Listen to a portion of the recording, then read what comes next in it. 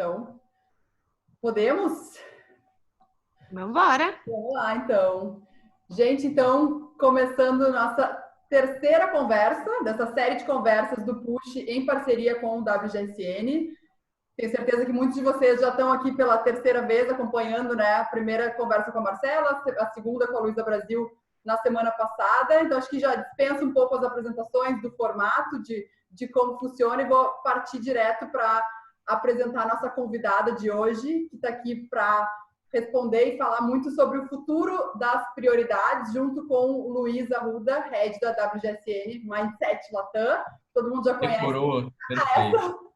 A essa altura do campeonato. Vou deixar a Thaís, então, que é expert em desenvolvimento de carreira, fazer a apresentação dela. Depois o Luiz faz rapidamente também para quem não acompanhou os outros, está aqui pela primeira vez. Então, vamos fazendo as honras, Thaís. Vamos lá. Boa noite, pessoal que está assistindo. Eu sou a Thaís Roque, eu sou expert em desenvolvimento de carreira. Eu trabalhei 8 anos em multinacional, trabalhei na Nestlé, trabalhei no Pão de Açúcar, na Accenture, trabalhei em diversas empresas e até que um dia eu entendi que minha missão tinha se encerrado e fui morar fora. Lá eu comecei a estudar para a parte de desenvolvimento de carreira, isso foi em 2009 a 2011, e hoje eu tenho uma consultoria onde eu atendo mulheres com espírito empreendedor que querem mudar as suas carreiras ou o mundo ao seu redor. Essa sou eu. Bom, a WGSN é rápida, a claquete também. Para quem não conhece, a WGSN é a empresa líder em pesquisa de tendência de comportamento, produto, consumo, né? Varejo. É uma empresa global também, 86 operações pelo mundo. E a gente tem duas grandes frentes de negócio, né? Ou a nossa plataforma, o nosso site, que os nossos clientes assinam e têm acesso a diversos reportes muito variados para todas as verticais e indústrias. E a gente também tem a WGSN Mindset, nossa segunda frente de negócio, que é a nossa divisão de consultoria, que é a área que eu toco aqui para a América Latina especificamente. Então, a gente junta como uma consultoria de negócio realmente desafios de marca, mercado, consumidor, produto, junto com o nosso expertise de pesquisa de tendência. É um pouco isso, né? Para desafios específicos, metodologias específicas, recomendações específicas. Estou mais rápido. Arrasou! Gente, lá vem várias conversas aqui de bastidores, como sempre, e acho que só as conversas de bastidores já rendem uma super conversa aqui. E hoje a ideia é a gente falar sobre as novas prioridades, né? Então, acho que tudo isso que a gente vem vendo acontecer, acho que a pandemia em si, o Covid, acelerou muitas tendências que a gente já vinha falando, né? E hoje a gente fala muito de um novo normal que a gente ainda não sabe o que é, e se o mundo vai voltar ao normal, mas vai encontrar o seu novo normal. E eu acho que, né, a gente tem conversado muito sobre tudo isso. E a Thaís, enfim, atende muita gente, muitas mulheres, né, faz consultoria com muitas empresas, então é muito legal ter essa visão dela do que está acontecendo no momento do que as pessoas estão mais buscando, de como se encontrar com essas novas prioridades, todas essas mudanças. Então, a gente estava falando aqui antes que essas prioridades vão em diferentes áreas, né? Desde prioridades de alimentação, de consumo. Então, Thaís, queria ver um pouquinho de ti hoje, assim, o que tu acha que são as principais mudanças em termos de novas prioridades que a pandemia acelerou, assim? Manu, eu acho que, assim, primeiro, uma coisa que a gente até estava comentando, que a mudança de prioridades é um convite, né? Uhum. Quem aceita esse convite, quem tem a oportunidade de aceitar esse convite também, tem esse caminho, primeiro é olhar o espaço em volta. O que eu sinto, tá? Que as pessoas têm relatado muito para mim é que muitas vezes a gente não tinha um relacionamento afetivo com a nossa casa, o lugar onde a gente dorme. Então, a casa, ela virou... ela era quase coadjuvante, muita gente chegava em casa só para dormir, então almoçava na rua, jantava na rua, até tomava café na rua, então era o espaço que você literalmente dormia para ela se tornar o seu mundo. Então, eu acho que a primeira questão que vem de novas prioridades é valorizar esse espaço como um espaço que nutre a sua saúde mental. Então, para a gente parar e olhar e falar assim, ok, o que aqui é meu, o que aqui eu posso mudar, porque também tem isso, né? Muitas vezes a gente mora com outras pessoas e também como manter a minha felicidade com o que eu tenho ao meu alcance. Muitas vezes a felicidade ela vinha de coisas externas Então, assim, vinha de encontros, vinha de consumo, de coisas que a gente absorvia, adquiria ao longo do dia. E agora é assim, eu tenho que ser completa com o que está a um palmo de mim. Basicamente isso, assim, é o que eu sinto. E esse, eu acho que... esse novo cenário mudou muito também, perdão, Luiz, eu ia até puxar para ti, porque o hábito de consumo mudou muito também, e agora tá muito centrado na casa, né? Total, total, Manu, desculpa a tosse, desculpa te interromper. Eu concordo muito com o que a Thaís traz. A quarentena para muitos é um convite que nem todo mundo aceita, e a quarentena para muitos também é um privilégio, né? Então, isso reduz o nosso funil de reflexão, que eu acho sempre importante a gente colocar. É uma coisa que a gente, né, eu e Thaís, a gente estava discutindo também nos bastidores, né?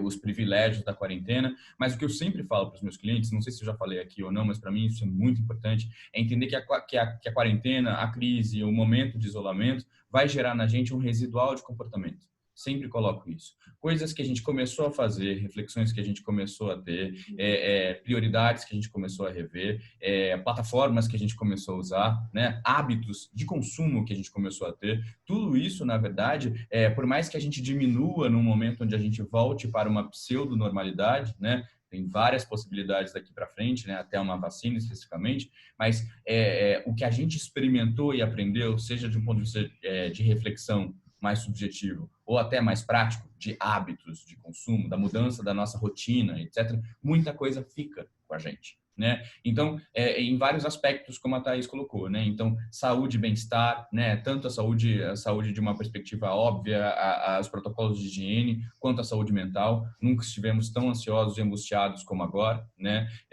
O olhar político, o olhar social, o olhar para o local, né? Olha, esses debates todos aconteceram num micro período de um trimestre. Micro período nada, né? Que parece que faz 90 anos que a gente está aqui nessa situação. Mas o escancaramento, para quem ainda não via, das disparidades que a gente tinha sociais, etc. Então, a gente está saindo muito mais politizado, a gente está debatendo racismo de uma forma que nunca foi tão ampla, a gente está olhando para o local, olha, né? A gente teve uma época na mídia onde estava isso muito potente, né? O suporte aos negócios locais. Isso foi uma outra discussão que se massificou e se acelerou com a quarentena. A reflexão sobre o consumo, como eu disse, né? Então, a reflexão sobre o que a gente coloca para dentro de casa, o que a gente coloca no nosso corpo, né? Que é essa reflexão também da casa que a Thaís estava trazendo. A reflexão sobre o tempo, como a gente gasta nosso tempo, que atividades são fundamentais, quais são aquelas atividades que eu posso deixar de lado, porque eu já estou muito ansioso. No começo da quarentena, a gente tinha essa pressão por superprodutividade, que a gente viu de uma forma clara e empírica que não é possível. A gente precisa escolher aquelas atividades. Então, trouxe essa reflexão também, né? A digitalização de todos os processos. Olha o que a gente está fazendo hoje aqui, por exemplo, né? A digitalização. Então, assim, diversas mudanças, né? Tanto de uma perspectiva individual, quanto de uma perspectiva coletiva, de uma perspectiva social, aconteceram, e aí isso tem impactos muito práticos, que eu acho que pode ser uma discussão super interessante. Essa questão da casa, para mim, que a Thaís também citou, ela é muito fundamental nesse arranjo. A Thaís falou que a casa é a totalidade, né? Acho que é super legal da gente também discutir um pouco dessa história, por exemplo, né? Não, eu acho exatamente isso, e eu acho que a gente entender que a casa, isso que vocês falam também da parte de alimentação, se entender como o seu próprio lar, e acho que também nunca se falou tanto em saúde mental, e agora a gente fala também cada vez mais sobre exercício, não só pensando na parte física, mas na parte mental, e achar essas válvulas de escape, porque a gente conversa muito sobre isso no curso de Estuda Lucro. Tá todo mundo em casa, trabalhando, e aí não tem como ser produtivo o tempo inteiro, e tem todas as distrações de casa também. Quando termina o trabalho, as pessoas seguem em casa, então tá todo mundo olhando muito mais o lar, e ao mesmo tempo todo mundo esperando, isso falando obviamente para quem consegue ficar em casa, né? Mas numa ansiedade também muito grande. Acho que nunca antes se teve tão ansioso, né? Muitas pessoas realmente muito deprimidas. O que vocês acham que isso mexe na pessoa a nível de realmente ela fazer novas escolhas de vida, assim, realmente repensar o todo da vida dela, né? Eu acho que, assim, uma coisa que eu vejo muito é que as pessoas, a gente estava no automático, tá? Então, você não parava muito para pensar o que estava te fazendo infeliz. Porque é aquela coisa, tempo. Então, vamos, eu não tenho tempo. Então, você fica 1 hora no trânsito, você volta mais 1 hora no trânsito. Muitas vezes mais de 1 hora, né? Eu tô falando assim, tem gente que gasta 3, 4 horas do dia no trânsito. Então, antes o que você não tinha tempo para se olhar, você tá parando e falando, opa, peraí, essa sou eu. Então, até se ouvir internamente. Eu falo que a intuição, a voz interna, né, nunca teve tão forte, porque você não dá para negar, não dá para você se ocupar com coisas que estão ao seu redor. Então, o que eu acho é que isso está fazendo a gente automaticamente se obrigar a mudar coisas que antes a gente tapava com, às vezes, vou almoçar com as amigas, vou ligar para alguém, vou entrar numa reunião, vamos tomar um café ali. A gente se ocupava muito e passava muito tempo, às vezes, anestesiado. E essa anestesia está ficando quase impossível. Antes, a anestesia vinha da superprodutividade, de cursos. Eu não sei vocês, mas eu comprei um monte de curso no começo da quarentena, que eu não fiz, tá? Ainda. Então, assim, curso gratuito de não sei o quê, curso de bababá. Aconteceu isso. E depois eu falei, não, peraí. Eu preciso parar e respirar e ter o meu tempo também de não fazer nada. O ócio, ele é essencial para a saúde mental. E a gente tende a desvalorizar isso. Aquela questão de ser workaholic, a cultura do workaholic, ela está cada vez mais caindo por terra, porque as pessoas elas têm que parar. Eu lembro que uma cliente minha falou para mim no começo da quarentena, mas eu não tenho desculpa para não responder, porque eu estou em casa. E o meu chefe sabe que eu estou em casa. Então, assim, é um convite até para a gente colocar os nossos próprios limites. Então, se você não colocar o seu limite, você é engolido pelo outro. Engolido pela situação, e agora você tem que parar e falar assim, não, pera, esse sou eu, isso eu posso, isso eu não posso, isso eu aceito, isso eu não aceito. Eu não sei se faz sentido para vocês, se eu viajei muito, mas veio vindo, assim. Total, e eu acho que você tocou num ponto muito interessante, Thaís, que é a relação com o tempo. Acho que a gente está discutindo no fim do dia as reflexões possíveis e necessárias durante esse período de isolamento de quarentena. De novo, para quem pode, etc. A gente já deixou isso bem claro, né? Mas essas reflexões são muito potentes. Eu acho que essa questão da reflexão do tempo é muito fundamental, né? A gente saiu antes da quarentena, lá no mundo antigo, que a gente vai ver nos registros de história daqui a pouco, algo assim. Mas antes da quarentena, especificamente, a gente já vivia uma cultura workaholic, uma cultura de burnout, né? A gente já estava vendo gerações e gerações, cada vez mais, os millennials, a geração Y, o pessoal entre 25 e 40 anos, é uma geração que estava vivendo isso, é a geração que mais trabalha em horas semanais, a geração que menos recebe em termos proporcionais, e só isso já dá para a gente uma angústia absoluta. Né? E essa ideia da gig economy de sempre fazer mais e fazer mais, fazer mais, acelerada pela dinâmica das redes sociais, onde tem todo mundo fazendo mais e sendo mais bem sucedido. A gente já vinha dessa história. O que aconteceu nesse momento é que a gente foi forçado a parar. Né? A gente tentou no comecinho, como eu estava dizendo para vocês, a gente tentou realmente imprimir esse ritmo hiperprodutivo. Só que já é difícil fazer isso no mundo de antes. Agora, especificamente, onde a gente está mais angustiado, mais nervoso, mais incerto, até com questões de trabalho, a questão financeira e tudo isso, é impossível. Você tem que ter ali uma estrutura que eu acho que pouca gente tem nessa história. Então, a gente começou a parar para refletir quais são as atividades realmente que são fundamentais, né? O que me traz prazer? O que me adiciona alguma coisa? Onde eu aprendo, né? Inclusive, eu acho que esse ponto que você trouxe é muito legal, Thaís. A gente voltou a precisar entender o que é o não fazer nada, o que é esse ócio, qual é o lugar desse ócio. A gente tinha esquecido, a gente desaprendeu a fazer nada. E acho que a quarentena está forçando a gente, ou porque a gente já não tem mais o tempo do translado do trabalho, né? Ou porque a gente não tem todos aqueles refúgios, né? Escapes, válvulas de escape, como você falou, né? O que anestesiava a gente começou a refletir sobre isso. Tem um termo que eu adoro, que é o Niksen, que é um termo holandês, que fala exatamente sobre a arte de não fazer nada e conseguir recapturar essa ideia e imputar isso na nossa vida, na nossa rotina, como uma tarefa. Tá aqui, ó, esse momento de não fazer nada. Esse daqui é o momento que eu reflito sobre as minhas prioridades. E a gente está sendo forçado a fazer isso, na marra, né? A repensar o nosso tempo também, que eu acho que é um ponto legal. Eu acho que é aquela coisa do dolce far niente, sabe? Da doçura de você não fazer nada. E eu lembro que uma vez, vou compartilhar uma coisa pessoal com vocês. Uma vez eu fiz aula de canto com um professor de ópera, uma viagem aí da minha cabeça. Aí ele falou, a Itália é o centro mais criativo do mundo, e porque eles aproveitam o dolce far niente. Aí eu falei, quê? Ele falou, a ópera vem da Itália, a massa vem da Itália, a moda muitas vezes vem da Itália, e eles são uma cultura que eles pregam o não fazer nada muitas vezes. Então não desvalorize isso. E daí eu falei, caramba, é verdade. Ele falou, os Estados Unidos tem essa questão do workaholic, mas repara, o berço da criatividade é a Itália. E eu achei tão rico, porque você fala, nossa, é verdade, a gente se culpa e a gente vem vindo num ritmo que ganhamos 3 horas por dia. Então, o que você vai fazer enquanto você não está no carro, no trânsito? Eu vou fazer um curso. Eu vou fazer não sei o quê. Não, espera. Vai cuidar da sua saúde mental. Tem tantas psicólogas se disponibilizando para atender gratuitamente. Então, se você está com alguma angústia, aproveita esse momento, essa 1 hora que você gastava no trem, faz uma terapia gratuita. Conversa com alguém, conversa com uma pessoa, sabe? Vocês acham também que, pensando em tudo isso que eu concordo 100%, eu acho que a gente começou a se dar conta muito que no momento que a gente está preso, né, com todas as limitações, e por mais que tem alguns lugares que já estejam com uma flexibilização maior, o ir e vir está muito limitado. Eu acho que a gente estava conversando aqui nos bastidores antes, das pessoas fazerem mudanças e começarem a abrir mão de vou vender meu carro porque eu vou investir no jardim da minha casa, eu vou investir numa educação para mim, num processo realmente de autoconhecimento. Então, um ser que está ficando cada vez maior do que um ter, e acho que é uma questão realmente assim, de uma conexão interna consigo mesmo. Assim. Então, pelo menos todo mundo que eu estou conversando está numa busca incessante pelo autoconhecimento. Vocês sentem isso também?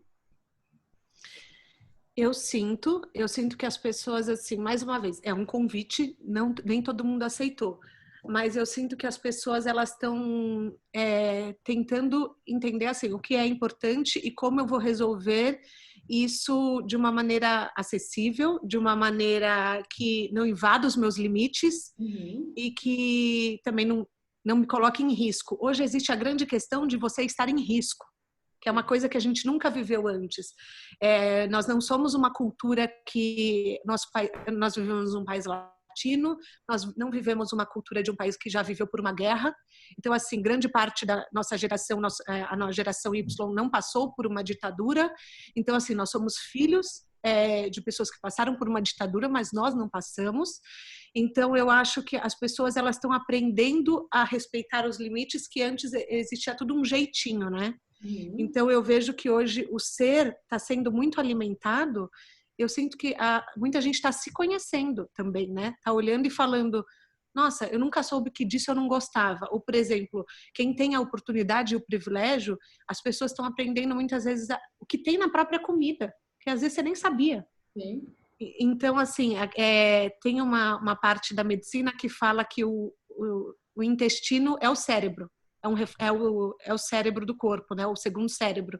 E tem gente que pela primeira vez está tendo contato com eu vou comer isso porque isso me faz melhor, eu vou comer porque a questão da alimentação me deixa mais leve, me deixa menos deprimido, muitas vezes porque o açúcar, por exemplo, causa acelera muito a ansiedade da pessoa, a pessoa tem um boost de ansiedade.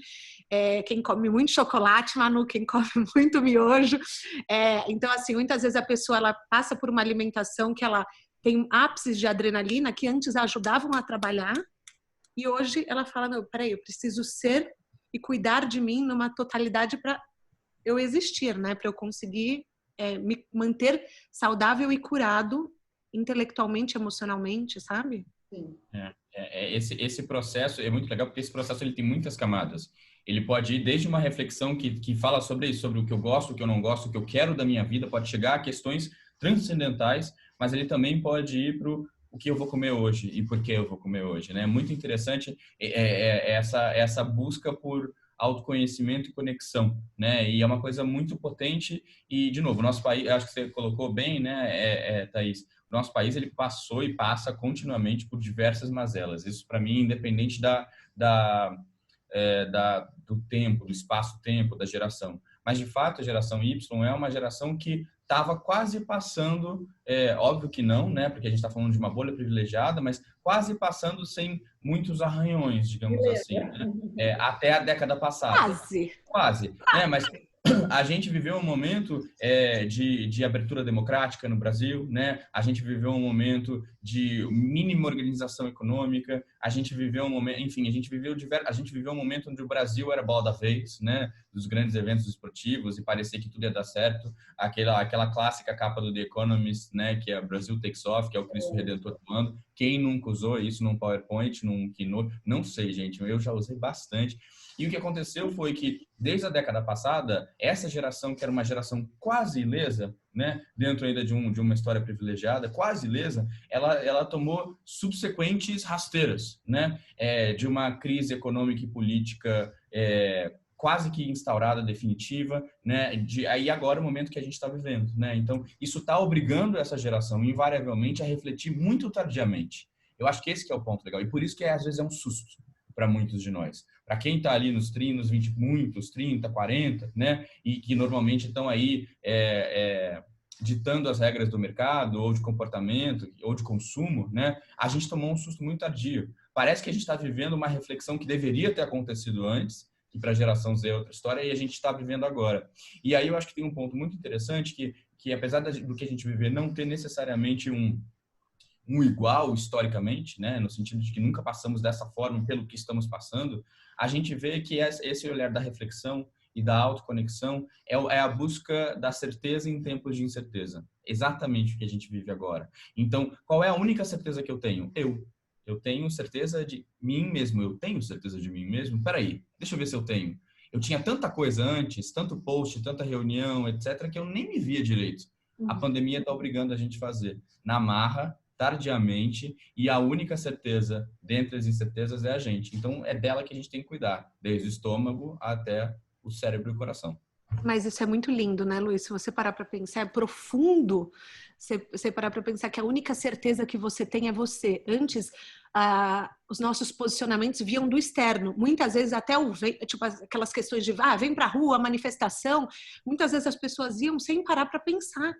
Então, assim, eu venho notando que eu falo que é uma queda dos líderes externos numa questão de muitos líderes espirituais foram desmascarados, entre aspas, né?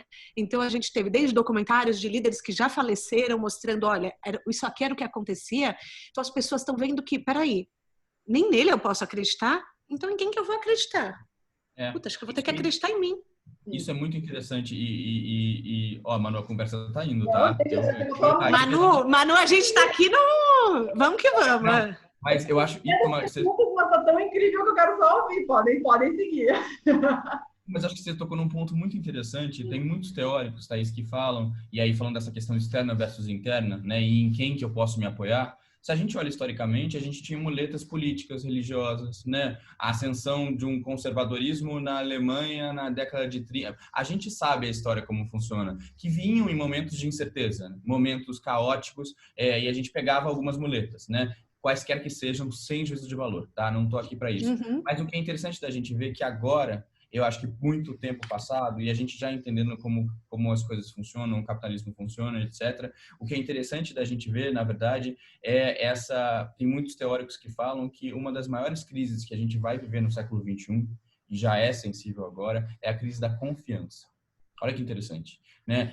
A gente vivia antes a fome, a peste, a guerra. A gente ainda vive a fome, a peste, a guerra. Né? Aliás, hoje a gente vive a peste bastante, né? De gafanhoto voador, a ciclone, a pandemia. Mas a gente está vendo esses novos vilões, entre muitas aspas, aparecerem. A gente não consegue mais, se a gente olha qualquer termômetro, qualquer pesquisa, cai a confiança nas marcas, na mídia, nas organizações como um todo, né, nos veículos de mídia, e aí acho que desde isso até líderes, como você falou, essas grandes verdades absolutas que ajudavam a gente, né, a se manter, isso agora não está acontecendo. E é por isso, e inclusive o nosso último papo, que falava sobre influência, é por isso que, na verdade, está caindo a minha crença no de fora e está subindo a minha crença em gente como eu, em mim mesmo, e nessa influência mais real, mais possível, que foi muito do que a gente conversou. Faz sentido isso para vocês?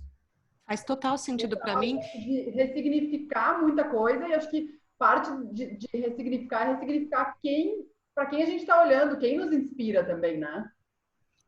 E assim, além do que o que a gente come, marcas que a gente acredita, eu acho que tudo está sendo colocado sob análise. É aquela coisa. Hoje a gente tem um tempo para parar e pensar. Não é no automático assim, é isso que se usa, é isso que se come, é esse restaurante que é a bola da vez, vamos lá. Então, eu acho que as pessoas, graças ao acesso que muitas pessoas têm, mais uma vez, é um privilégio a internet, que as pessoas elas podem parar e olhar e falar assim, opa, peraí, o que eu penso é um convite para pensar, para reflexão, e olhar e falar assim, essa marca se importa? Essa comida me faz bem? Qual é o impacto que tem em mim e aos que estão à minha volta? Então, assim, eu acho que por isso que muito também do consumo está virando traços de personalidade mais do que nunca. Eu não sei, Luiz, você que é o expert nisso, mas, por exemplo, hoje, antes as pessoas eram punk, eram roqueiros, a música definia a nossa personalidade. Hoje, muita coisa é a comida. Então, assim, a fitness...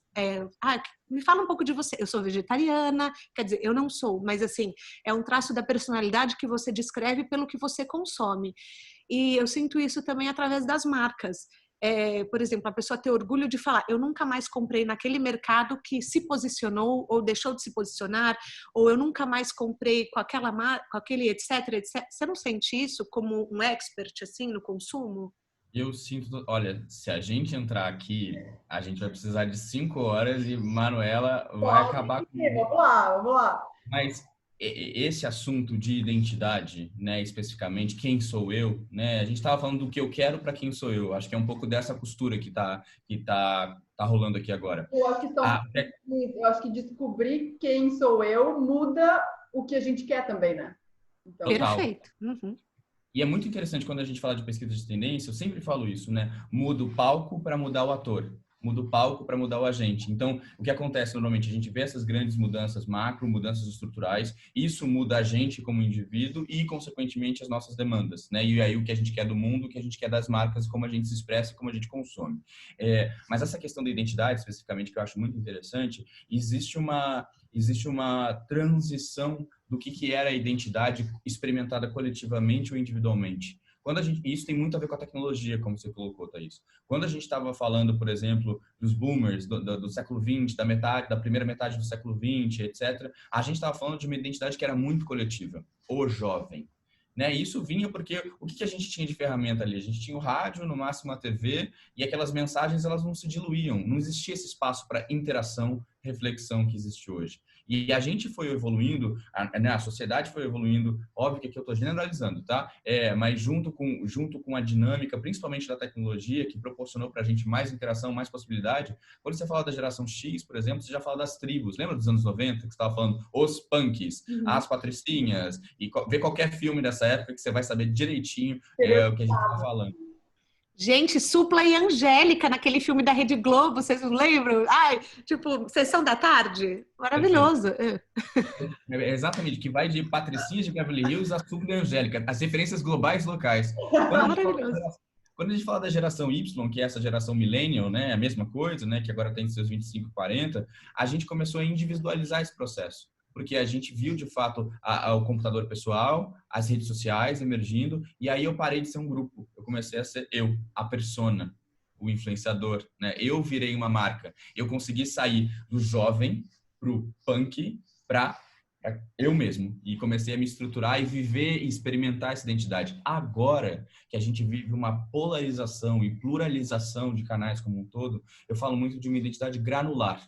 Sabe por quê? Eu não sou mais só o Luiz Arruda, etc. Eu sou o Luiz Arruda, que também ilustro e que também tenho plantas na minha casa e virei pai de planta nessa quarentena e que, enfim, estou com dificuldade no meu cabelo. Estou brincando, mas é um pouco isso. A identidade se tornou Mas não é brincadeira, é real isso. A gente é muitos papéis. Né? Mas é isso, a gente parou de ser só uma persona. E por isso que a ideia da identidade persona, que a gente tinha antes, que surgiu com as redes sociais, não funciona mais. Olha, eu sei que eu sou mais do que isso, eu sei que você é mais do que isso, então não vem me dizer só que você é a blogueira de moda. O que mais? Né? Que foi muito que a gente conversou com a Luísa Brasil. Essa identidade granular, para mim, é muito potente. E é isso, faz a gente para pensar, eu não sou uma coisa só. O que mais que eu sou, o que mais que eu quero? Perfeito. E puxando isso para a carreira de eu não sou uma coisa só, eu acho que fora a gente até já via um pouco mais isso, assim, mas sei lá, falando do meio artístico, por exemplo, a pessoa que a gente vai pegar nos Estados Unidos, a pessoa é artista, ela canta, ela dança, ela atua. Aqui a gente vê alguém fazendo isso, tá, meu filho, escolhe um só, não tem como ser tudo. Então aí, né, falando de uma área específica, mas acho que cada vez mais são carreiras que a gente tem que entender que vão transitar por várias áreas de atuação. Então, assim, Thaís, eu imagino que tu atenda hoje inúmeras mulheres e faça consultoria para inúmeras empresas que, de repente, até dentro da própria empresa, as empresas já consigam possibilitar essa transição diária. E eu acho que cada vez mais as pessoas também vendo que nunca é tarde para mudar completamente de carreira. O que vocês estão sentindo nesse sentido também? Porque eu acho que no momento que a gente vem com cada vez mais autoconhecimento, mais a gente tem a vontade e o entendimento de que é possível mudar também, né? Eu acho que é possível mudar, tem algumas questões. Não só é possível, como tem uma cena, acho que do Lost in Translation, que a pessoa fala que só não muda quem já morreu. Então, assim, é natural do ser humano a mudança. Então, o estranho é, hoje, quem não muda. A mudança, ela, além de ser acolhida, hoje ela é estimulada. Muitas vezes, o profissional ele é considerado muito completo em algumas empresas, não em todas, veja bem, empresas que são mais novas, elas olham um profissional que teve diversas experiências como alguém que tem muito a acrescentar. Eu tenho uma cliente que ela fez uma entrevista outro dia e falaram para ela na contratação: você não foi a mais experiente, mas você era a que tinha mais experiência de vida.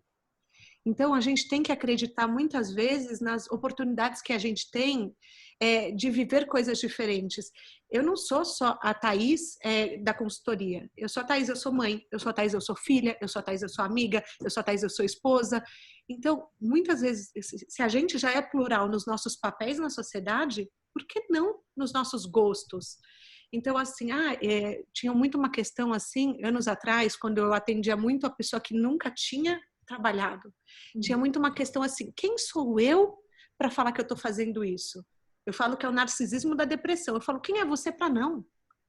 Então, vamos chegar num ponto de falar assim, eu tenho esse dom, eu tenho esse gosto, e hoje eu estou recomeçando, eu estou me reinventando. Então, assim, quando você vê alguém se reinventando, estimule e fala parabéns, boa sorte, que legal. Porque é aquela coisa, a gente, no mundo de política de cancelamento, a gentileza hoje é rara. Então, eu acho que o grande líder, vocês falaram do futuro da liderança, no primeiro, eu acho que um bom líder é aquele que estimula a pessoa a ir para onde o coração dela está mandando, os valores e as prioridades. Então, não é contratar ou demitir, é muitas vezes realocar. É perceber que, até porque assim, não é a nossa pauta hoje, mas, por exemplo, a maternidade, ela traz essa mudança que muitas vezes a mulher, 48% das mulheres pedem demissão até o 2º ano que o filho nasceu. Por quê? Porque elas falam que as pesquisas apontam que é uma nova mulher para uma antiga vaga. Por que não mudar? Então, assim, por que não você olhar e falar, dentro desse novo eu, porque a gente se transforma todo dia, né? Dentro desse novo eu, aonde eu me encaixo aqui? Eu acho que esse é o grande... os líderes, e também acho que a gente como amigos, como conselheiros de Zoom, que antigamente era conselheiro de mesa de bar, hoje é conselheiro de Zoom. De conselheiros de Zoom, o que a gente pode trazer para uma pessoa tá bom, o que te faz feliz hoje? Então, a mudança ela está cada vez mais clara, e a pandemia também trouxe isso, da gente se permitir olhar e falar assim, nossa, aquilo ali é legal, por que eu não vou ali? Por que eu não posso pegar e, de repente, me propor a aprender? Também tem essa coisa, o aprendizado estava muito desvalorizado. No mundo de experts, aprender, eu acho que a humildade de falar, eu quero aprender, também tem sido algo novo, né, nessa pandemia, né? E a humildade de falar eu não sei também, né? Porque todo mundo tem que saber de todos os assuntos, parece, o tempo todo, né? Eu estava até falando isso pro Luiz antes de começar. Fala, eu não sei, entendeu? É aquela coisa, eu falo, eu não sei tantas vezes, então é aquela coisa, você sabe, não sei, me ensina. Gente, eu não sei mexer em tecnologia, vocês me ajudem, por favor, da próxima vez que eu travar, vocês me dão soluções. Aprendi isso com Thaís Roque hoje. Mas, bom, falei, mas eu acho que é isso, eu acho que o estranho é não mudar. Total isso. E é muito interessante. A quarentena, ela trouxe a possibilidade de reflexão, que falamos tanto, e ela trouxe urgência, né? Porque também tem muita gente precisando se reinventar, perdendo emprego. Enfim, a situação é essa, né? Então, a necessidade de reinvenção bate ali na porta, na hora, né? O que eu posso fazer com as ferramentas que eu tenho agora? E é muito interessante, Thaís, você falando dessas mudanças de uma perspectiva do trabalho, realmente, né? Porque é a mesma coisa se a gente pensar com a identidade, que era o que a gente estava discutindo antes. A gente está falando de um trabalho que também é mais granular, que o trabalho que também é menos do especialista e mais do generalista com boas ferramentas e que sabe plugar as coisas, né? Sabe plugar recursos, pessoas, com conteúdos na hora certa, né? E isso está mudando. E outra coisa, o passo é tão rápido e o passo da tecnologia, principalmente como vetor dessa história, é tão rápido que inevitavelmente não dá mais para você ser especialista em nada. A gente conversou sobre isso. Não tem mais como você virar um expert, não tem mais como você entrar estagiário, sair presidente. Né? Essa realidade, ela não se encaixa mais na realidade de hoje, que é tão fragmentada. Hoje em dia, a gente está falando da necessidade e da urgência de profissionais mais híbridos, que colecionem experiências, que é muito mais saber fazer ou saber procurar do que ter aquilo escrito em pedra. Porque, olha, eu vou dizer, isso muda muito rápido, a velocidade é muito mais rápida. Então, hoje em dia, a urgência de reinvenção ela é completa, ou por necessidade econômica, ou por uma necessidade real de não se encaixar mais naquele formato de sucesso, não se encaixar mais, não ser mais possível, né? Não, e até porque profissões que existem hoje, há 5 anos atrás, não existiam. Então, não dá para a gente bolar um planejamento. Então, assim, tudo muda muito rápido. E é isso que é o bom. Então, assim, existe uma ansiedade do tipo, e o amanhã? Mas eu também acho que existe uma liberdade do amanhã eu mudo, eu posso mudar. Então, eu não sei, eu sinto um grande alívio quando eu penso que hoje eu tenho a consultoria. Daqui a 5 anos eu já não sei. Hoje é o que preenche o meu coração. Nos últimos 8 anos é o que tem preenchido o meu coração? Mas eu não vou me comprometer. É uma missão que eu tenho. Se essa missão não me fizer mais feliz, eu vou realizar essa missão num outro formato. E tudo bem. Sim. Sabe? Sim. Que é o lugar do empreendedor um pouco, né, Manu, também, né? Vocês sentem isso na pele o tempo, que é o lugar do empreendedor também, né? Sentir na pele e mudar o tempo inteiro, se ajustar o tempo inteiro. Eu acho que Nossa, aí eu vou entrar e vou começar a falar Eu puxei. Já te conheço, Manuela. A gente quer te dar palco, Manu. A gente quer te dar palco. Eu estou aqui só puxando as perguntas, ouvindo aqui. Eu vou assistir esse webinar 200 vezes depois que vocês falaram coisas que eu estou refletindo muito aqui. Mas eu queria puxar algumas perguntas. Temos perguntas muito boas aqui sobre vários temas que a gente já falou aqui, mas começando por essa que daí já puxa de onde a gente estava agora. Vocês acham que a pandemia agora, principalmente, né, colocou o holofote nas coisas que realmente importam ou foi só uma troca de prioridade? Então, assim, se a gente só mudou ou se era isso que sempre importou, na verdade, e agora a gente está se dando conta disso? O que vocês acham? Ai, Manu, eu acho que, assim, o que importa é muito relativo. Sim. No começo da carreira, o que importa é uma coisa. Quando você constrói uma estrutura, o que importa é outra. Então, eu acho que hoje a gente foi para o foco do que a gente precisa agora para sobreviver, ter saúde mental, ter qualidade de vida. Talvez daqui a 5 anos, quando essas áreas já estejam estruturadas, a gente tenha novas coisas que são importantes. Não sei, o que você acha, Luiz? Eu concordo com você. Eu acho que uma coisa que de fato aconteceu e que discutimos ao longo aqui do nosso papo é que a quarentena descortinou muita coisa, né? Essa ideia de panos quentes que a gente passava ou com um cafezinho ou com agora eu vou fazer outra coisa ou agora eu vou sair com os meus amigos e tarefas ou, né, ou distrações, inevitavelmente e essa história inteira ela cobria um pouco necessidades e urgências de agora. A quarentena despiu a gente. Ela despiu a gente de válvulas de escape. Tanto despiu que a gente teve que construir outras, né? E a gente está reinventando essa história. E ela, inevitavelmente, ela revelou as latências do agora. Que eu concordo com você, Thaís. As latências daqui a 5 anos, né? O que move a gente ou o que incomoda a gente vai mudar. Inevitavelmente. Ainda mais se a nossa identidade é tão granular assim. Mas ela revelou aquilo que a gente não necessariamente queria ver agora. Quase um processo de terapia à força. Não sou expert nisso, definitivamente. Sou um baita fã, mas não sou expert nisso, mas ela revelou aquilo dali que estava parado e colocou na nossa frente, do nosso lado, todo dia, sem opções, né? E obviamente isso fez com que a gente, toda essa reflexão que a gente está discutindo pro agora e pro amanhã, esse residual que eu falei, né? Isso fica, pelo menos por agora. Daqui a 2 anos, 3 anos, 4 anos, a gente vê. Vai mudar. A gente vê. Senão não tinha emprego. Se não mudasse, eu não tinha emprego, gente. Isso é verdade. Mas eu acho que também é uma coisa de menos regra. Mais confia no seu feeling, vai no interno. Se é o que realmente importa para você hoje, eu acho que assim, a gente não tá todo mundo no mesmo barco, mas eu acho que as pessoas elas estão se deparando com o que é importante para si. O que é importante para mim não é o que é importante para você, mas não é o que é importante para você, Luiz. Então, isso sabe, é uma escada, né? São prateleiras. Você vai pegando e vai colocando as coisas. E então, confia, vai atendendo às necessidades. Não faça necessariamente o que está sendo dito que é importante ser feito nesse momento. Porque, mais do que nunca, as pessoas não sabem o que você está passando. Exatamente. Sabe o que é muito interessante? Desculpa, a gente vai para uma próxima pergunta, Júlio, mas é que eu acho que só para acrescentar, é o para si e agora a gente despertou para o coletivo. Eu sinto também, o brasileiro. É muito interessante viver uma dualidade boa nesse sentido. Eu preciso entender o meu bem-estar, mas pela primeira vez, com o mundo acabando, eu preciso entender a necessidade coletiva. Eu estou generalizando, né?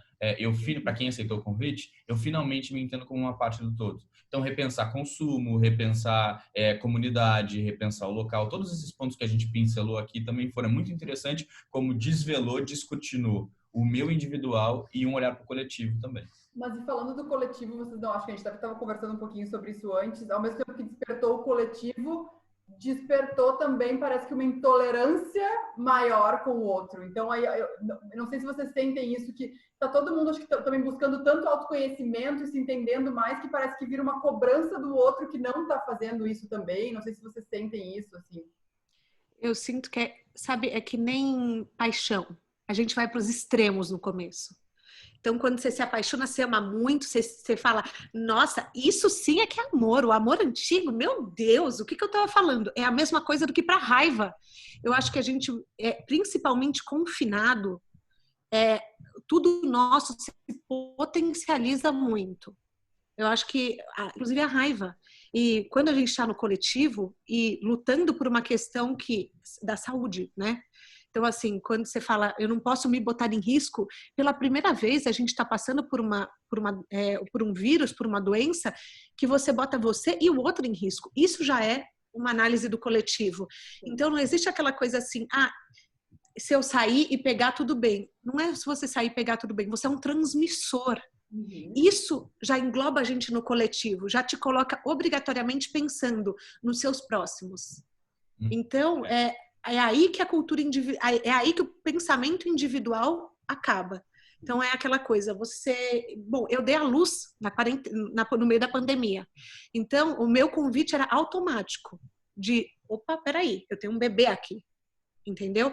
Então você já parte desse ponto, você olha as pessoas ao seu redor, você olha o seu vizinho, você entra no elevador, muitas vezes você não entra. Então assim, não existe o não coletivo num Covid, né? Eu acho que isso nos faz virar politicamente coletivos, enfim, tudo coletivo. E a gente brasileiro, principalmente, aprendendo isso na marra, né? Porque se tem uma coisa que ainda falta muito no brasileiro, é essa falta de consciência coletiva. A gente vê isso nas cidades diariamente, né? É o meu primeiro. Eu acho que a gente despertou de novo na marra para a existência milagrosa do coletivo, né? Como se ele nunca tivesse tido lá e a gente sempre foi muito mais individualizado. Mas sobre a raiva e essa questão que você estava falando, né, da intolerância, Manu, o que tem entre o eu e o mundo? O outro. E a gente está passando exatamente por reentendendo esses dois extremos, mas muitas vezes tem aquele outro que apresenta outros pontos de vista, que discorda, que discute, que aponta, que cancela, né? Esse outro agora talvez seja um próximo aprendizado importante, né? Eu me entendo novamente, eu finalmente acordo para o todo, mas eu tenho que lembrar que, na verdade, tem esse agente, essa engrenagem que é o outro, que nem sempre vai ser o todo que eu quero, que nem sempre vai estar quarentenado como eu, que nem sempre vai ter a mesma posição política que eu. E aí, o que eu faço? Agora, a gente está naquele momento, a gente está indo para um outro extremo, de uma tolerância quase ignorante para uma intolerância total. A gente vai ter que também reaprender essa relação com o outro que está nesse meio do caminho, né? Chegar num equilíbrio, sem dúvida. E o que vocês acham, pensando de tudo isso, qual o residual que vocês acham que fica no sentido até de hábitos sociais? Porque, sem dúvida, a gente está também vendo as prioridades e não sei também, a gente está conversando, tem muita gente que acha que muita gente vai mudar e outras que acham que vai voltar tudo ao normal, as pessoas, os comportamentos, a gente está falando um monte de coisa e no fim, quando tudo reabrir, tudo vai voltar ao normal. Vocês acham que vai ficar algum residual em termos de hábitos sociais, pessoas que de repente vão cortar pessoas da vida, quem não pensa igual, por essa intolerância antes de chegar num equilíbrio? O que vocês acham que muda na questão social de tudo isso, né? Eu acho que muita gente tem, hoje em dia, a pandemia trouxe também um medo muito grande. Então, tem gente que está lotando shopping em outros estados, mas também tem gente que está com medo, que é permitido sair de casa, mas a pessoa não consegue fisicamente, seja por uma síndrome do pânico, seja por ansiedade profunda. O que eu imagino é que as pessoas elas vão buscar lugares menores que elas se sintam seguras. Talvez entre pessoas que elas sabem que ali é uma zona de confiança, ou também eu vi até uma pesquisa da WGSN, Luiz, que fala que as pessoas vão buscar espaços que remetam à casa. Então, que na verdade a pesquisa, o que falava no podcast, que era assim, você vai buscar um lugar que te passa o conforto da sua casa, a segurança da sua casa. Porque antes estar em quatro paredes era entediante, né? E hoje, estar em quatro paredes, vocês têm que pensar que é a maior segurança que um ser humano pode ter. Então, você controla tudo. Você controla, você abre a porta, você limpa, você esteriliza. Então, você tem um filtro muito grande com o mundo real. Quem tem a oportunidade, claro, a gente está falando de um privilégio aqui.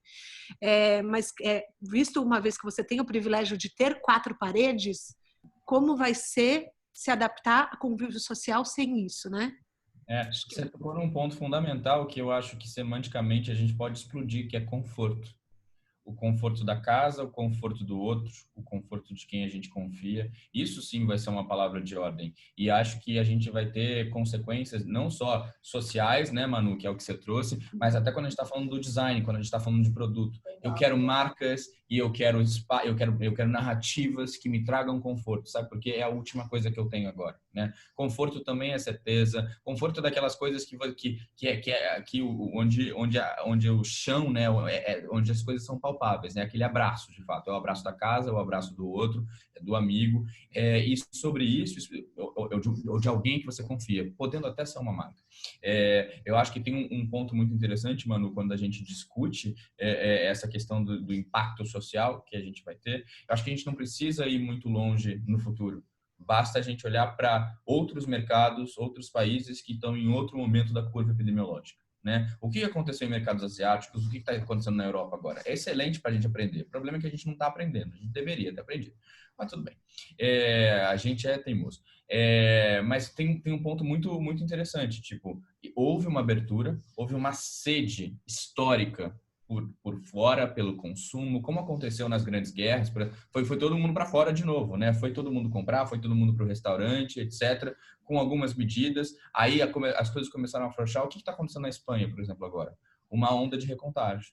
Então, a gente, até uma vacina, né, a gente vai ficar nessa gangorra. E isso tem um impacto social. A gente, de uma perspectiva maior, o que vai acontecer é que casa e rua vão dividir protagonismo. Uma não vai ser mais prisão, né, limitação, né? Ela vai ser, pelo contrário, ela vai ser liberdade, ela vai ser o tal do conforto que a gente falou. E a rua não necessariamente. Já não era muito. Aqui no Brasil, menos ainda. E aí, quando a gente está falando de uma perspectiva micro, das nossas redes, elas inevitavelmente vão ter que a gente vai ter que construir essa triagem. Quem que entra na minha casa? Para quem que eu vou para casa dele? Eu não aglomero mais, quer dizer, tem gente aglomerando aí, né? Mas eu não aglomero mais, não faço uma festa para 200 pessoas, por exemplo. Então, quem que vem? Quem que vai estar no meu aniversário? Quem que vai estar no meu final de semana? Quem que vai estar no meu dia a dia? essa reflexão também. Ou quem eu vejo por tela, como é que vai ser? Perfeito, perfeito. E no momento que falou uma coisa muito interessante, de que casa e rua dividem esse protagonismo, e foi uma coisa que a gente estava conversando aqui antes também, vocês veem essa tendência e esse movimento das pessoas saírem de grandes centros e ir de repente em cidades próximas, que às vezes, vou estar ali a 40 minutos, 1 hora de São Paulo, e eu vou eventualmente quando tiver uma reunião, até porque agora, até para ouvir a opinião de vocês, o home office veio para ficar. O que vocês veem, qual a perspectiva de vocês em cima de tudo isso, pensando que as pessoas podem ter uma qualidade de vida muito maior, estando próximo, e já está todo mundo ligado pela tecnologia mesmo, né? Eu acho que para quem tem o privilégio de poder, né, fazer o home office, que também existe essa questão, eu acho que o home office veio para ficar, porque existia uma questão muito de confiança. Será que a gente faz o home office? Mas não dá para confiar, a pessoa não vai trabalhar, ela vai dar um jeitinho, você vai ligar, na verdade ela vai estar... E também era uma liberdade que as pessoas não tinham. Então, muitas vezes, a pessoa fazia um home office, mas aproveitava para marcar o dentista no dia, aproveitava para fazer algumas coisas. E hoje, como o home office se tornou parte da nossa cultura forçadamente, muitas empresas já estão se posicionando que não, esse ano não abrem mais. Então, quando você para e começa a reavaliar e você fala, peraí, por que eu estou nessa cidade? Hoje eu conversei com uma pessoa que falou para mim assim, eu morava em São Paulo pela vida social, pelos restaurantes, pelo consumo, e agora eu já estou parando para pensar e falo, será que eu não posso vir para São Paulo a cada 3 meses, passar um final de semana? Uhum. E isso afeta também o tanto que você gasta de dinheiro em moradia, a qualidade que você tem. Então, o que você gasta em São Paulo, você gastaria, se você gastasse a mesma coisa em outro lugar, você teria um espaço muito maior, e que isso fez a diferença hoje em dia. Então, eu acredito que o home office veio para ficar, mas eu também acredito que as pessoas estão repensando o seu local de moradia. Você não acha, Luiz? Total. Você falou de uma coisa muito interessante, a gente volta para a confiança, né? A gente falou tanto de perder a confiança, mas confiança também se ganha. Você falou que home office antes era olhado meio, né, um olho meio torto, assim, porque não se confiava que aquilo dali se traduziria em produtividade. Mas a gente aprende, a beleza de trabalhar com pesquisa é isso. Sabe quando você vai ali ver se dá pé, etc., e quando você vê que dá, você mergulha? A gente também não entrava em carro de estranho há 5, 10 anos, a gente também não dormia em casa de estranho há 5, 10 anos, a confiança foi ganhando, a gente viu que aquilo era possível, a gente entendeu conveniência e valor naquela história, e aí a gente aprendeu por que não. A mesma coisa com o home office, né? Então, inevitavelmente, agora, ele é a totalidade das nossas possibilidades para muitos, né? E a gente viu que a gente pode ser, sim, produtivo, que a gente pode, sim, se encontrar, que a gente pode, sim, ter os deadlines e tudo mais, e trabalhar junto e colaborar, e funciona. A gente precisa se adaptar? Precisa. Entrar no carro de um estranho, eu também precisei me adaptar. Dormindo no quarto de um estranho, eu também precisei me adaptar. Mas hoje em dia funciona. Então, esse que é o ponto interessante. E aí, inevitavelmente, as consequências, eu falei muito desse residual de comportamento. Isso vai ficar. Já tem muita gente fechando o escritório, ou só 2021, ou rever essa história, ou ter uma porcentagem menor de colaboradores ali. Então, já está se revendo um monte de coisa. Isso já estava acontecendo. Já tem gente, por exemplo, diminuindo carga horária. Então, já tem muitas mudanças acontecendo. Isso vai ficar mesmo depois. E a gente vai se reinventar. E nesse sentido, sim, a gente vai ter um olhar diferente para a moradia. Casa nunca foi tão importante, vai continuar sendo importante, mas agora a gente vai entender que a casa, na verdade, é o conforto das 4 paredes. E onde ela está pode ser mutante. E a tecnologia dá essa possibilidade. Eu posso morar onde... lembra dos nômades digitais que a gente falava lá atrás? A gente está vivendo isso agora. O que lá atrás a gente previa, a gente está vivendo hoje na marra. Então, eu posso ainda, num momento de situação de incerteza financeira, gastar menos dinheiro, continuar trabalhando igualzinho eu trabalhava, na verdade, ou talvez até melhor para quem se adaptou, né? E pronto, a gente está vendo, de fato, em outros mercados, ainda não no Brasil necessariamente, a gente vê essa vontade, um êxodo, digamos assim, quase, né? E a gente está falando da emergência do que a gente chama de second tier cities, essas cidades médias. Ou as cidades satélites, como o Silvio Santos gostava de dizer, né? Essas cidades médias aí que a gente tem, essa também é só para quem é da nossa época. Não revela a idade, Luiz, ó. Já eu fiz cara de paisagem como se eu não entendesse. Tipo, só quem viveu namoro ou amizade no SBT sabe. Ele perguntava de onde você é. Eu sou de uma cidade satélite, Silvio. Eu não sei porque eu falei isso, eu estava indo também. Mas acho que o O ponto é esse. O ponto, a gente está vendo a emergência dessas second tier cities. Quem que está indo para lá? Normalmente quem é mais jovem, ou que tem menos grana, ou que é mais criativo e entende essas mudanças. E aí a gente vai ver mais tarde, lá para frente, um boom criativo até dessas cidades, né? E aí depois a gentrificação e todo aquele processo que a gente já conhece. Desculpa pela... Não, imagina, eu amei. Eu tô aqui pensando que, assim, mais do que nunca, a gente tem que se bastar sendo o que a gente é, não o que a gente tem. Uhum. Então, assim, não onde a gente mora. Então, assim, volta pro eu. Então, é aquela coisa, o que eu tenho sou eu nesse momento. Então, é confiar na minha intuição, confiar em mim, no trabalho que eu ofereço, sem contar marcas, sem contar, enfim, bairros. É isso, sou eu, né? Sem contar a cidade. A gente volta para que talvez a nova prioridade seja realmente eu, sabe? O pessoal. Sei. E com essa, gente, nossa, agora fechou aqui, perfeito. Eu não vou nem mais fazer pergunta para a gente fechar com essa frase incrível, mas, gente, tinham duas perguntas lá no início, que é para a gente finalizar, indo para os finalmente aqui, duas perguntas que são até meio parecidas, assim, sobre ócio. Se vocês acham que o ócio não pode acabar piorando e gerando uma ansiedade maior, ou se é melhor viver um ócio ou, de repente, encontrar um hobby. Porque eu vejo muito essa dúvida também agora, nesse momento, né? As pessoas buscando também, né? Um hobby, eu preciso ter alguma coisa para fazer e às vezes não encontra, e daí isso frustra mais ainda a pessoa não encontrar algo que ela ama. Parece que é uma obrigação ter um hobby, assim, né? Sim, posso colocar uma coisa aqui que eu acho legal? Sabe o que é interessante? O nosso maior medo numa era de burnout e produtividade? Não fazer nada. Parece que a gente está perdendo tempo e a gente desaprendeu, como eu disse, né? Então, assim, na verdade, a busca por um outro hobby é exatamente, de novo, colocar alguma coisa em cima do não fazer nada e ter que conviver comigo mesmo, sem uma tela, sem uma preocupação ou sem algo que vai elevar o meu espírito, entre muitas aspas, ou um livro novo ou um curso novo, né? Quem aqui sabe fazer nada?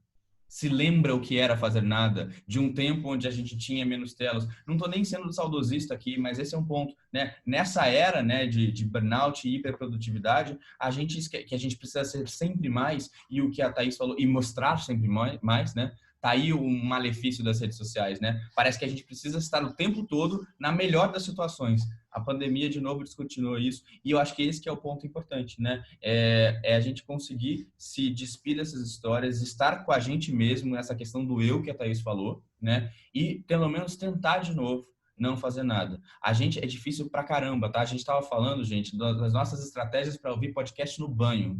Esse é o nível do quanto a gente não consegue fazer nada, tá? É sério. Até dicas de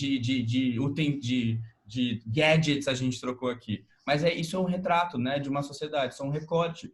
E eu acho que é importante a gente ver os benefícios, de fato, do ócio. É totalmente possível, mas é um processo. A gente tem que reaprender. É uma coisa que eu penso. Primeiro, deixa eu só falar uma coisa, Luiz. O banho é o único momento que uma mãe de 2 tem. Então, o banho é aquele momento que você fala assim, ai, deixa eu fazer assim o que eu quiser, deixa eu lavar meu cabelo bem devagar. Então, assim, se você olhar... outro dia eu estava numa reunião com a Manu, eu estava amamentando na reunião, pergunta para o Thales, meu filho vomitou em mim. Então, assim, existe pouca privacidade, entendeu? Mas, brincando agora, uma coisa que eu sentia muita culpa quando eu tinha um tempo livre. Parecia assim, eu tinha um vício de lista de pendências, tá? Que eu tô tentando tirar fortemente de mim, e eu falei, outro dia eu tava comentando, eu falei assim, acho que o meu grande aprendizado no começo foi que tudo bem eu não ser produtiva. Então, eu acho que se as pessoas querem, não busque talvez um hobby agora, busque aceitar que você é livre e dono do seu tempo. Ser dono do seu próprio tempo é uma coisa que a gente está aprendendo a ter e ser. Eu tenho um documentário na internet, assim, no streaming, do Bill Gates, que ele tem uma secretária que fala que ela gerencia a única coisa que ele não pode comprar, tempo. E aquilo, quando eu assisti, eu falei, uau! Sabe? Você fala, nossa, verdade, né? Mas assim, querendo ou não, o que muitas pessoas tiveram privilégio, mais uma vez, não todos, é um privilégio quem ganhou o tempo. Seja dono dele. É. Não dê ele para o seu trabalho, não dê ele para ninguém, ele é seu. Então, se você quiser um dia ficar fazendo livro de colorir, fazer crochê, o tempo é seu. Aprende, o tempo é seu. Eu acho que esse é um dos maiores aprendizados que a gente pode ter. Você não deve satisfação do seu tempo. Talvez pela primeira vez em muito tempo isso aconteça. Curta, sabe? Seja rica de tempo.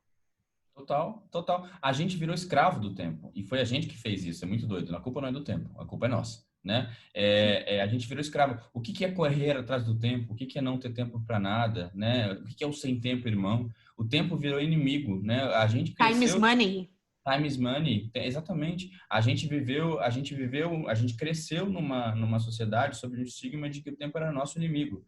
Que o tempo era sempre aquele que estava contra a gente, correndo contra, né, basicamente. E agora a gente tem um pouquinho mais de tempo, literalmente, e a gente não sabe o que fazer com ele. A boa notícia é que a gente sempre aprende.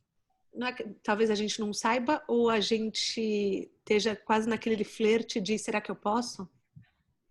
Pode. Ninguém tá vendo, você tá em casa. Eu ia falar que a má notícia é que o tempo acabou. Ah, não! Perfeito. O timing foi perfeito para dar a deixa aqui. Gente, eu queria ficar horas falando com vocês aqui, tá demais. Tem 1000 perguntas aqui que a gente não conseguiu responder. A gente, até para quem perguntou, isso fica gravado depois lá no IGTV do Push, então a gente transfere essas perguntas para lá depois e estende a conversa também, que eu acho que, assim, daria horas de muitas filosofadas aqui que a gente poderia dar. Mas queria agradecer muito quem participou, agradecer muito a participação da Thaís também, Luiz, meu companheiro das quintas à noite aqui já. Muito obrigada, gente. Eu tô, assim, apaixonada pelo nosso papo. Eu podia ficar a noite inteira aqui, só precisava de uns cafezinhos e a gente ia que ia. Vamos embora. Muito obrigada. Muito obrigada e a gente espera vocês na quinta que vem, mesmo horário, mesmo local. Beijos para todos, amei. Beijo. Tchau, gente. Tchau, gente. Obrigada.